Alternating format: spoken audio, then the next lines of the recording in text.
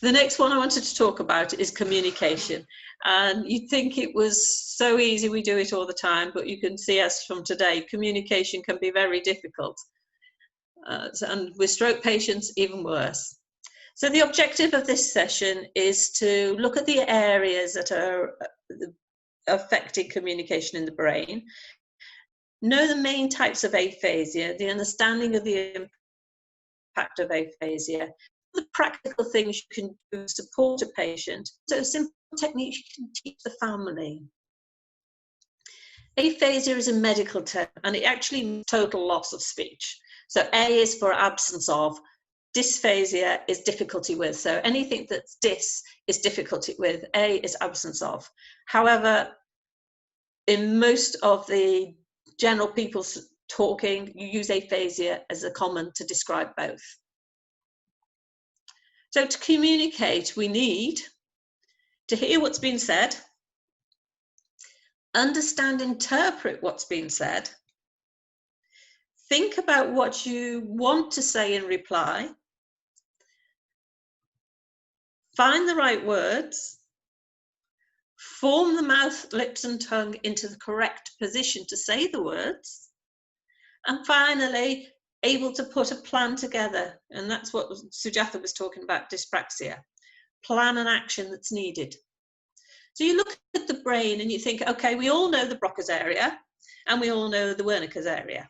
But then you've got the auditory area, you've got the visual cortex, and you've got the motor cortex that all play a major part in communication.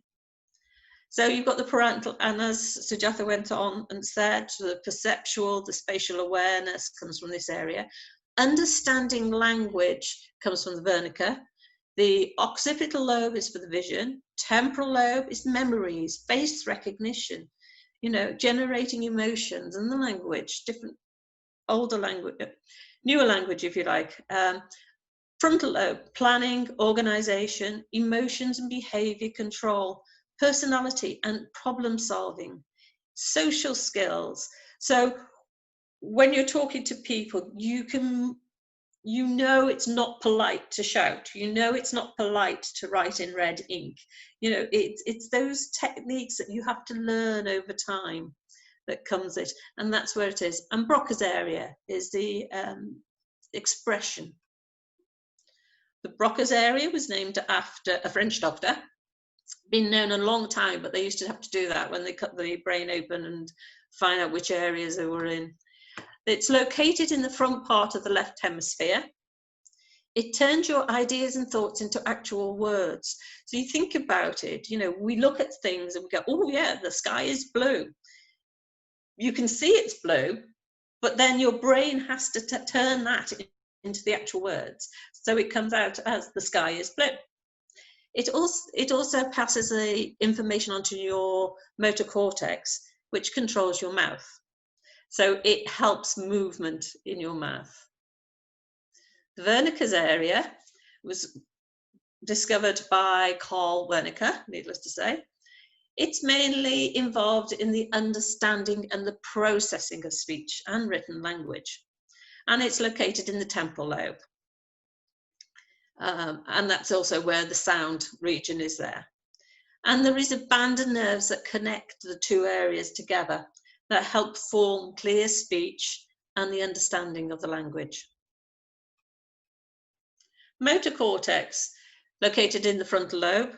The motor cortex takes its information from the Broca's area and it tells the muscles of the mouth and the throat how to move. So if you're thinking about certain letters, like I'm hopeless at languages, and the Arabic language has a on it, and that's putting your tongue to the top of your roof of your mouth and almost vibrating it. We don't have that in English, and my tongue hasn't got that control. So I have a very great difficulties in forming those words. So you can imagine if a patient's lost some of the motor movements of their mouth, why the words are very slurred. You try talking and keeping your tongue at the bottom and not letting it hit the roof of your mouth, and you'll soon see where the problems are. The frontal lobe is a more complex area. This is where the social behavior, as I said before, And this is flexible thinking. So you can weigh up and problem solve. You know, you're thinking, okay, I've lost my key. How am I going to get into the house? Is there a window open? Can I call a neighbour? Who's got the key? Yeah, flexible thinking. And the problems with the resulting damage in these areas is that, like in the Broca's areas, it's expression. So people understand, but they have difficulty finding the words. It is not affecting their intelligence. So speaking loudly is not going to help. The Wernicke's aphasia is fluent aphasia. It's the receptive part. So they have their ability to grasp the spoken word and sentences is impaired. But they can produce speech that may not be affected, and writing is often severely impaired. So it's no use getting them to write things down. The difference between the two you can often see very quickly in the patient's eyes. Because if they can't speak, but are understanding you, they will lock eyes with you, and you can see in their eyes that they are understanding every single word you are saying. So just because a person isn't replying to you, don't assume that they don't understand. And that's when it's very important to remember what you're saying in earshot of them. Whereas the Wernicke's aphasia, it's like speaking a different language, and the person is often very polite and will nod at you, but their eyes will drift away thinking, okay, I wish this person would go away because I don't understand what they're saying. And then you've got anomic, and this is one of the aphasias. It's a fluent type of aphasia, and they have difficulty, especially with nouns and verbs, of getting it through, of getting to know it. So you could say, well, what's this? It's a phone. But the person will go, oh yes, I got one of those, very handy. Speak to my mother on one of those all the time. But they can't get the word phone. The same with the watch. You show them the watch and they go, oh yes, handy for telling the time. But they can't get the word watch. And it's fascinating to see when you get these patients. Then you have complication factors, because don't forget, patients don't come in with just a stroke often. They may come in, especially as they're getting older, with other problems. So they might have visual and hearing problems. They may be tired. And if you've got a problem speaking, and anybody who speaks a second language will know this, the translation center shuts down after about 3 o'clock in the afternoon, because the effort of trying to think in a different language is so hard. And the same with patients with a stroke. If they are tired, their ability to speak will get worse. Their ability to understand will be worse. And mood depression not only comes because they can't communicate, but they may have had it beforehand and they may be reluctant to speak. So social impact, and just think, if you can't speak, what kind of impact is that going to have on your social life? These are just a few things I was thinking about very quickly. You can't talk on the telephone. You can't talk to your friends and family. You can't join in conversations, because even if you've got some ability, when it's conversations and there's 3 or 4 people talking, they can't control it. They can't manage to isolate it, right? So the patients become isolated. They don't want to go out. They don't want to try and communicate. They don't want to speak. They become frustrated. And you'll get, when people come along, especially when they can't get the words and they know exactly what they want, you'll find patients bang things on tables. And then the nurse will come along and you will say, oh yeah, no problem, I'll be back in a minute, because you don't understand them. And the patient just gets so frustrated with themselves, with you, that they shut off. They don't want to know, or they get angry, and that then doesn't help.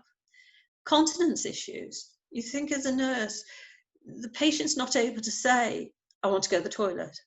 And often this aphasia does not come isolated, so they will have left-sided weakness, right-sided weakness, and therefore going to the toilet is going to be a problem. And if they can't get that point that they want to go to the toilet, they're going to end up being wet, even though they actually haven't got a continence problem. It's a communication problem.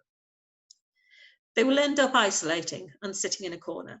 And when they go home, because often just speech isn't counted as able to go to rehabilitation, so they will often go home, but then they can't communicate very well. So therefore, they don't go out, they don't go shopping, they don't want to communicate with people who just look at them as though they're very strange. They can't answer the question. So, you know, person in the shop goes, "Oh, can I help you? What would you like?" They can't speak, they can't answer properly, or it's very slow or slurred. And everybody thinks, oh, they've been drinking. So they become housebound.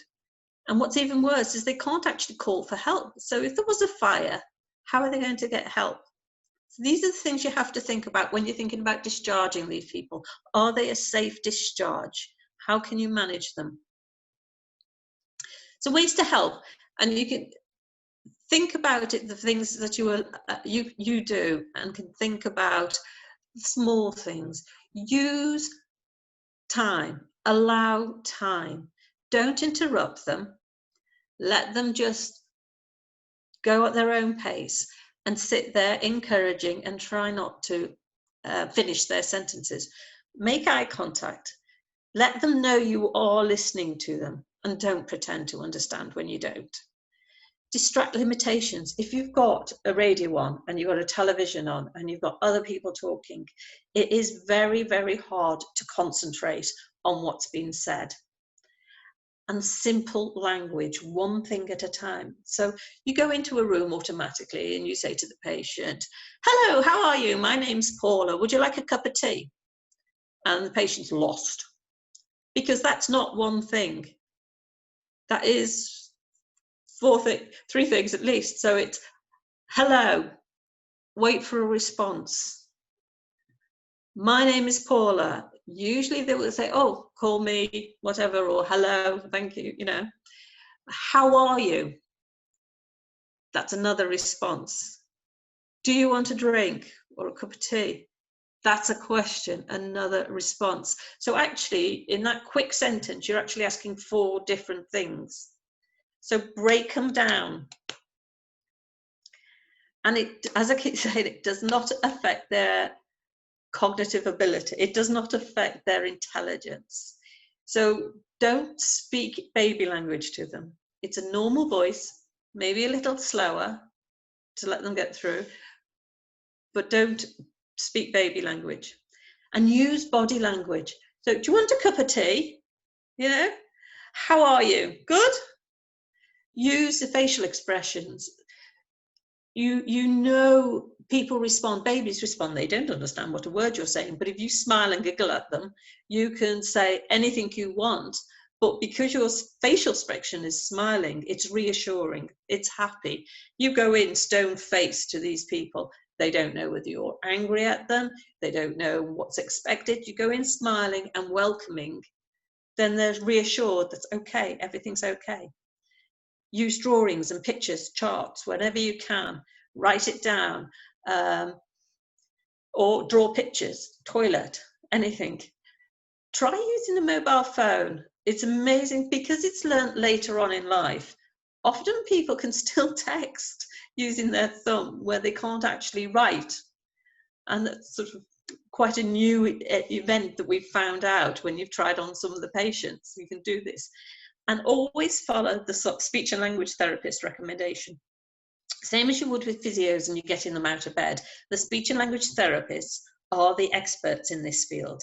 So talk to them and see how they want you to communicate. Do you use charts? Do you do short words? Are they only understanding up to 3 words? And follow that all the time when you're talking to them. And then educate the family. Explain in terms they can understand what the communication issue is. As Sujatha was going on about dyspraxia, I had a patient whose wife, he was discharged from hospital quite some time ago, and his wife was saying to me, he is really frustrating because she will tell him his dinner's on the table, and he just sits and does nothing, just says yes to her. And he'd lost the ability to turn the words into actions. So when she had to break it down for him, your dinner is on the table, get up from where you are, walk across to the table, sit down, pick up your knife and fork and eat. Follow the instructions. So he just lost that ability to plan. So, and again, get the SALT team to show exercises for the relatives. Speaking like anything else, if you don't do it, it won't get better. If it's an arm that was weak, you would be doing the exercises. Same with the speech. Nursery rhymes, things that they remember, songs, singing, even if the words aren't correct, they will often get the tune and the pitch. So it's those kind of things that you need to encourage, because if you get the family involved and the friends involved and you get them to understand, then it's better for them, it's better for the patient. And the outcome is better because they go home with an understanding and don't become that isolated. Thank you.